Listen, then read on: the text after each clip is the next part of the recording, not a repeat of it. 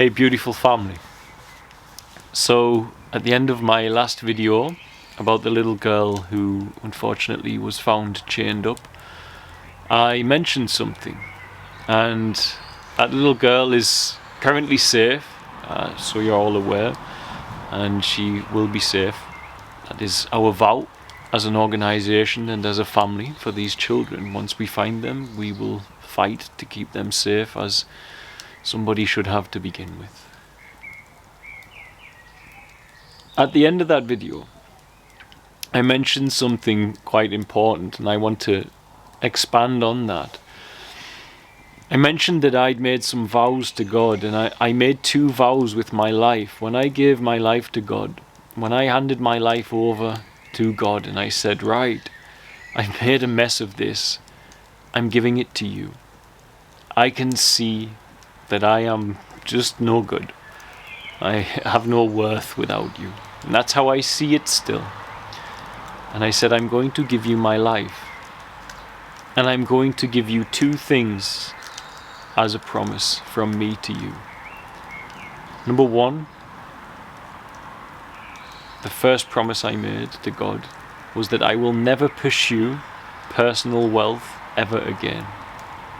As in, I will never focus on trying to get rich. I made that vow, that promise. The second vow I actually made was that I would be my highest good, and He must show me what my highest good is.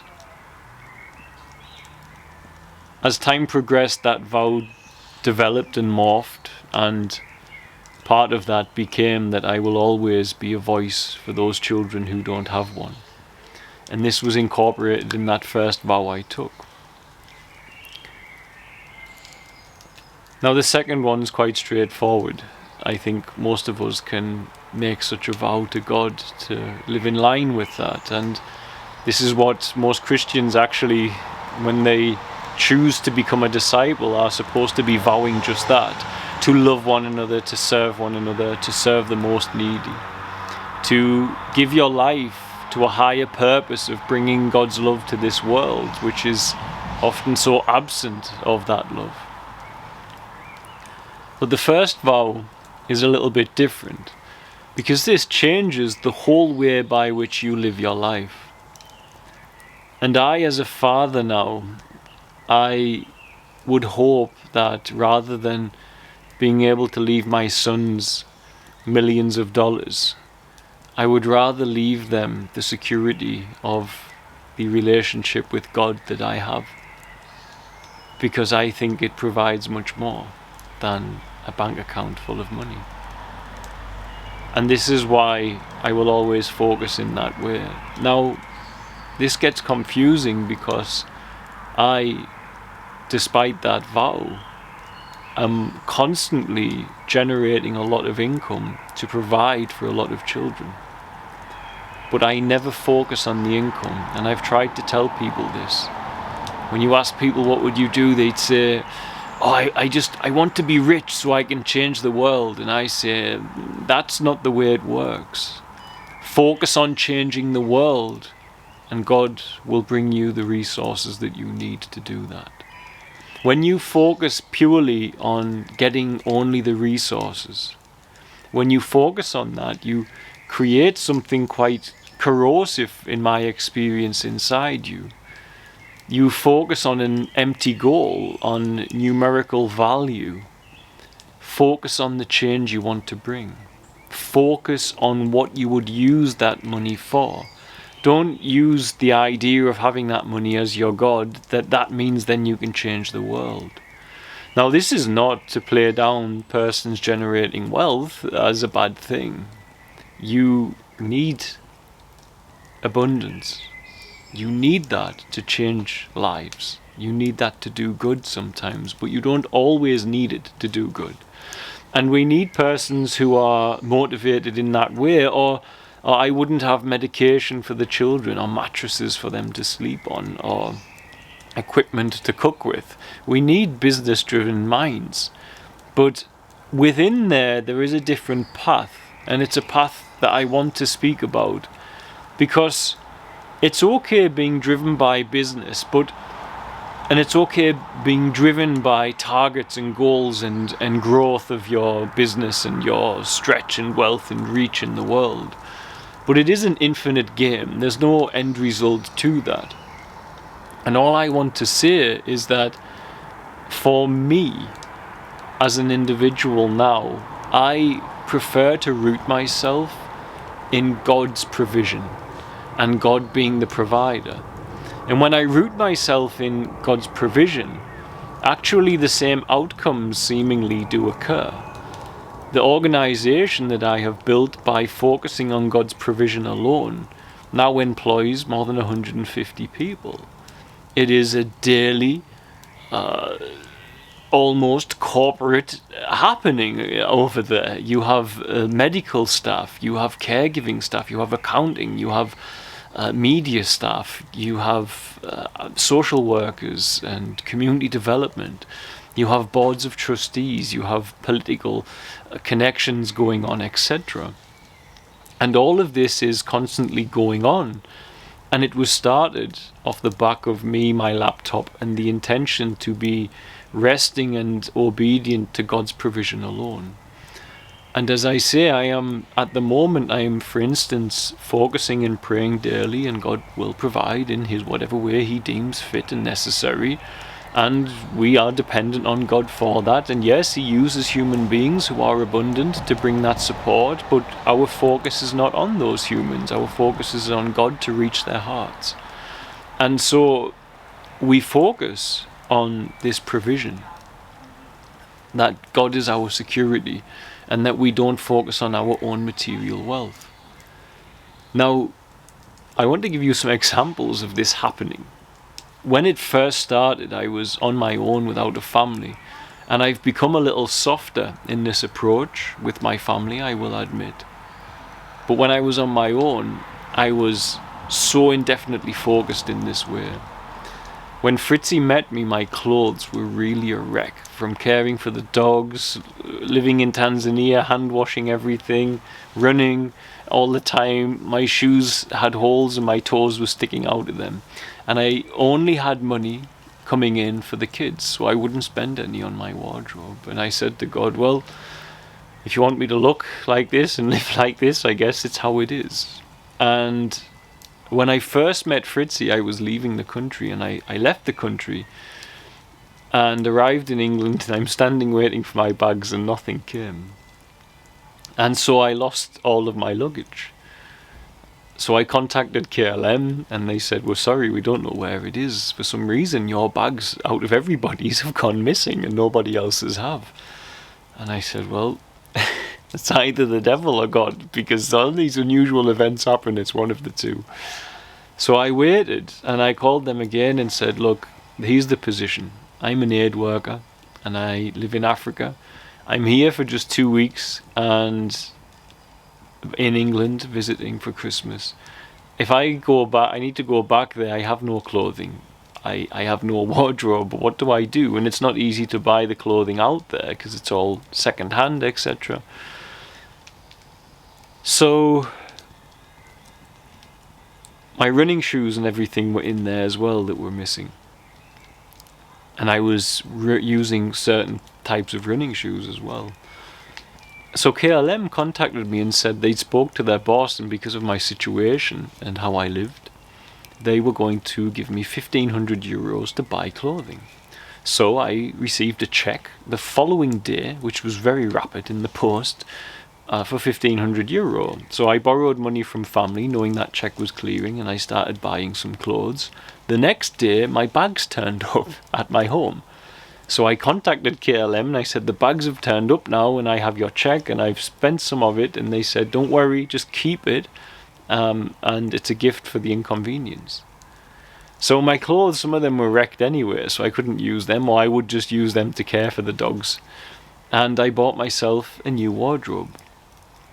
I was going to buy running shoes, but then a guy called James appeared at my home in England with a bag, and he's a long distance runner, with a bag full of old running shoes, some of which fitted me. And so everything was provided to me that I needed. And even now, in this current time, it happens that way. Now, we have to travel between here, Europe, and Tanzania. We have a family now. We have medical insurance and things that we need to be able to pay for. It's not like when I was gung-ho back then and just totally dependent on God as I was. We have the Patreon, etc. coming in, and we have an ability to save money for that. We have other family expenses. Recently with my health, we had that going on, and because of all of that, we were spending money on Airbnbs when we came to Europe. And I said to God, this is not really ideal. You know, it's not the most ideal situation psychologically for us to have no base there. And it's also not the ideal situation for my children. And so when COVID kicked off, we needed a house. And I was looking at Airbnbs and it felt all wrong. And I said, God, you will provide. And I stopped looking. The next day, Fritzi's friend contacted us and said that her friend's parents had a house that was marked for demolition. And it was empty, and she wondered maybe she should check and see if we could stay there for a bit because of lockdown, and it was hard to find an Airbnb, etc. And the whole world was a bit crazy back then. And that house is the one we are in. It's a 5-bedroom house in a beautiful part of Hamburg. And actually, not far from here is where Aslan was born. And when Aslan was born, I had said we would do well to have a family home here in the next few years with a big garden so that we can raise our children in some space here in Europe that is nice for them, where they have that sort of space and freedom that you can have in Tanzania. And so, unbelievably, this house is marked for demolition, but they can't get planning permission for what they want to build. And so, a 1-bedroom flat opposite this property is €900 a month. We are paying only €500 a month for a 5-bedroom house with a huge garden right opposite. And this is the way by which God makes us comfortable. For all, we don't seek money as our goal in life. Our focus in life is to care for the children.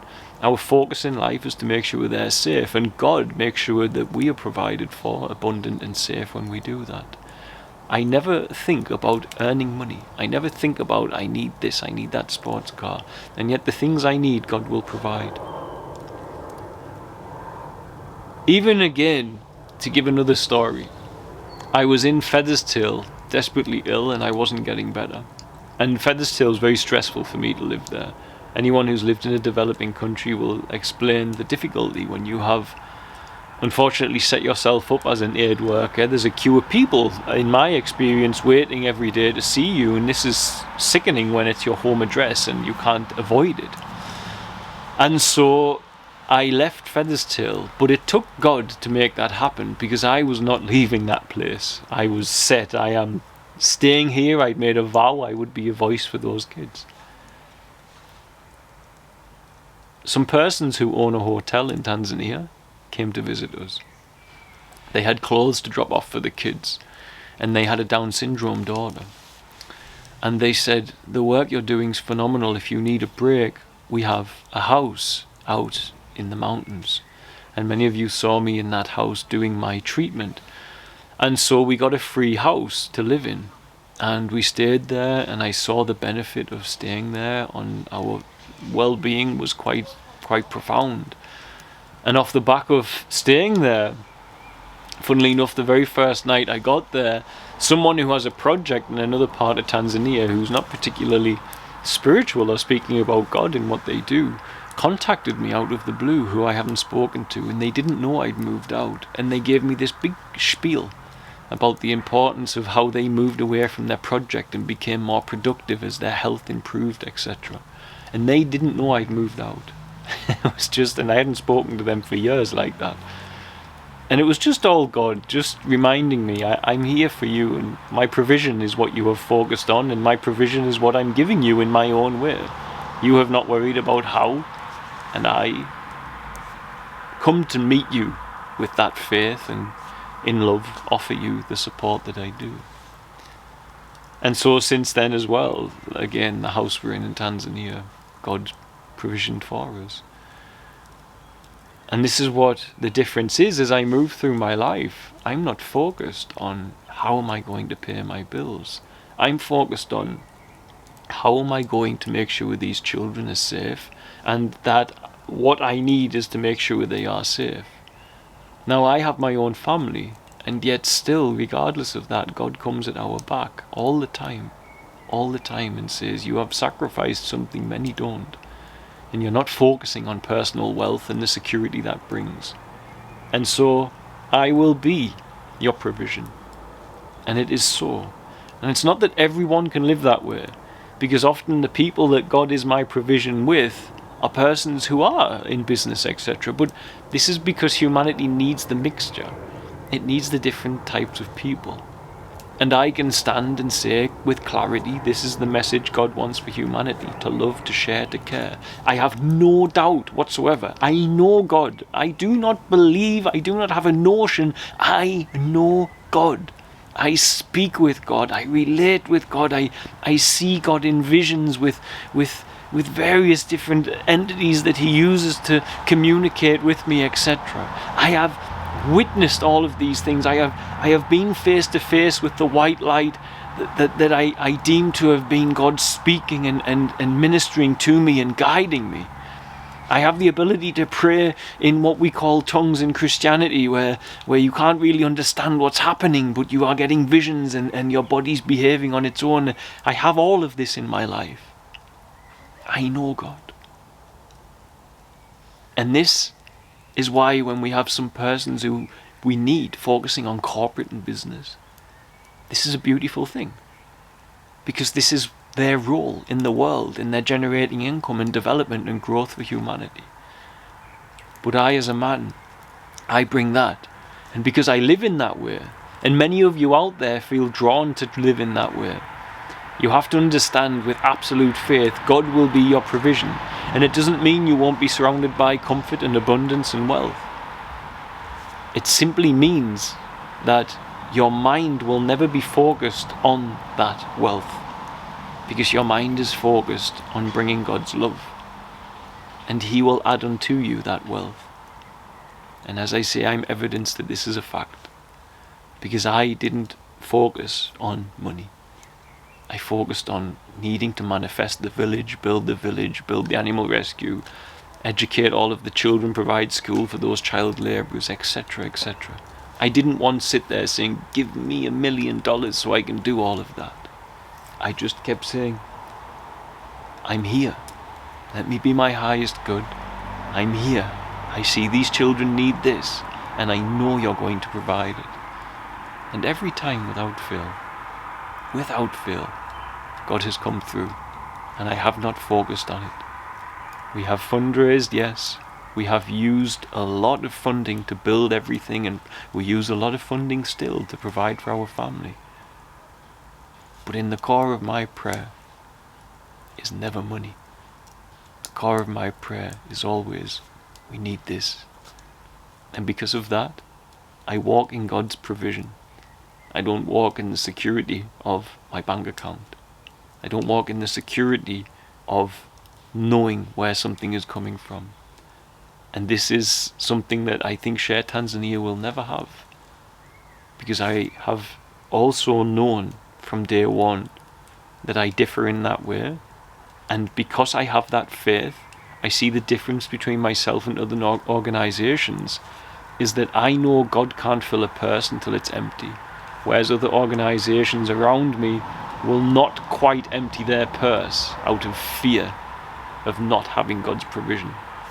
And I really feel that when you have that and you enter that provision like that God comes to meet you in such a profound way. And the only way to know that I'm saying what I'm saying is true, I guess, is to walk it. And there's nothing wrong, whichever way you've gone. Whichever way you have gone, there was nothing wrong.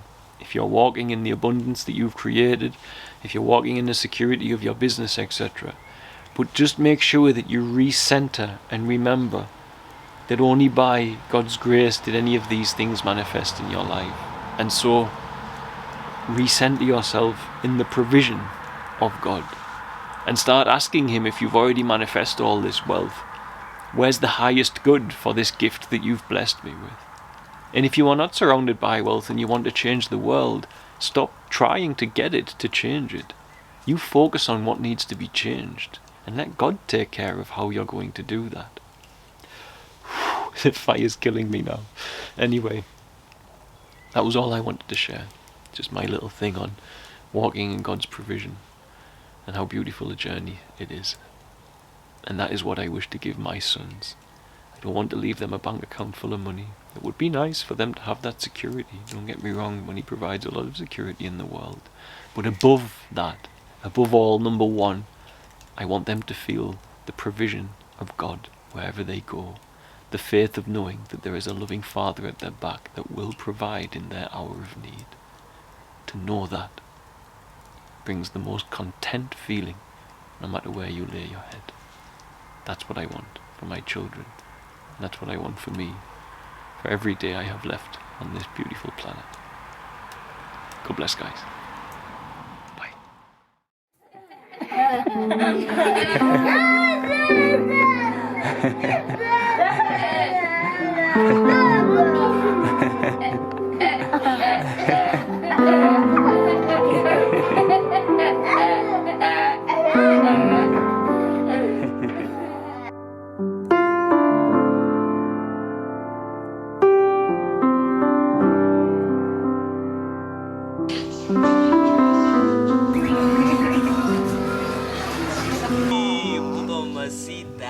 Come with me,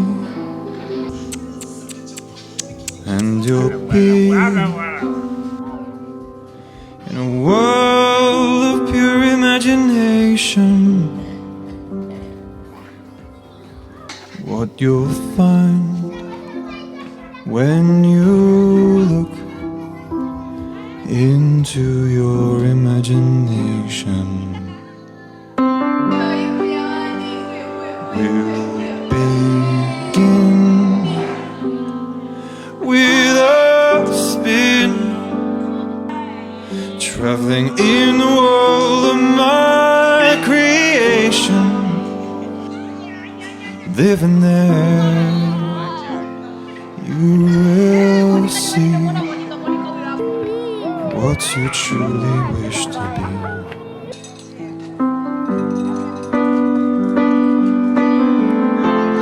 If you want to view paradise, simply look around and view it. Anything you want to do it. Once you change the world, nothing to it. There is no life I know that compares with pure imagination. What you'll find